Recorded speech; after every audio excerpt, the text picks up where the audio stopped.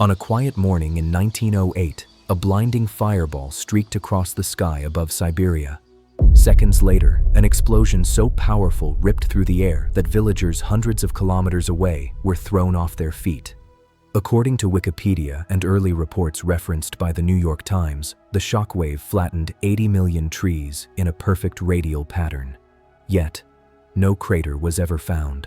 Even today, scientists still cannot fully explain what truly happened. The blast occurred near the Tunguska River, deep inside one of the most remote forests on Earth. At 7:17 a.m., witnesses saw the sky split in two. A hunter named Semyon K. later told researchers, as documented in early Soviet expedition notes, that the heat was so intense he felt his shirt nearly catch fire. Animals fled. The ground shook like an earthquake, and a massive shockwave broke windows hundreds of miles away. But strangely, when explorers finally reached the epicenter decades later, they found no crater, no meteor fragments, and no sign of an impact. The first real investigation didn't happen until 1927, almost 20 years after the explosion. Led by Russian scientist Leonid Kulik, whose research archives are available on Smithsonian Magazine, the expedition uncovered an enormous swath of forest, flattened outward in all directions, as if something exploded above the ground. Trees at the exact center were standing upright, but stripped bare of branches, like telephone poles. This pattern made no sense for a normal impact. It was as if the energy came from the sky, not the Earth. So what do you think caused Tunguska? A meteor? A comet? A natural explosion? Or something entirely different? Let me know your theory in the comments. I'm curious what you believe. Because the deeper you look into this event, the more the evidence loops back to the one thing everyone keeps missing. For decades, the official explanation has been a comet or meteor exploding mid-air. But here's the twist.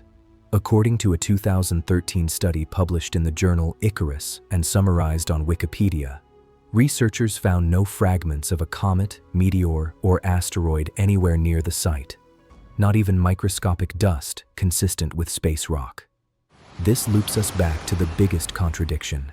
How can the largest explosion in recorded history, nearly 1,000 times stronger than Hiroshima, leave zero pieces behind?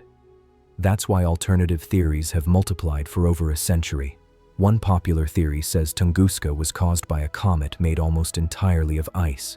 It would have vaporized before hitting the ground, leaving no debris. But critics argue that even a comet should leave chemical traces, yet none were detected. Another theory, supported by some geophysicists and mentioned in older BBC science archives, claims the blast came from a natural underground gas eruption ignited by lightning. But again, the radial blast pattern doesn't line up.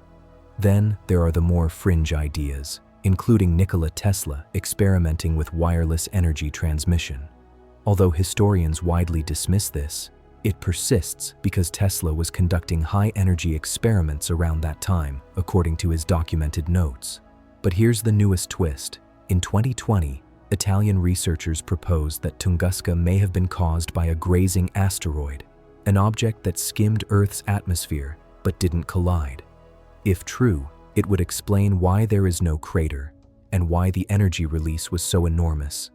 The Tunguska explosion remains one of the most mysterious natural events in modern history. No crater, no fragments, just a blast so powerful it reshaped an entire forest and left nothing behind. This is the kind of mystery that defines our series. Events that challenge what we think we know about history and nature. So if you want to explore the next hidden chapter with me, subscribe and join the community. You're not boosting numbers, you're stepping deeper into the unknown with the rest of us. And trust me, the next story is even stranger.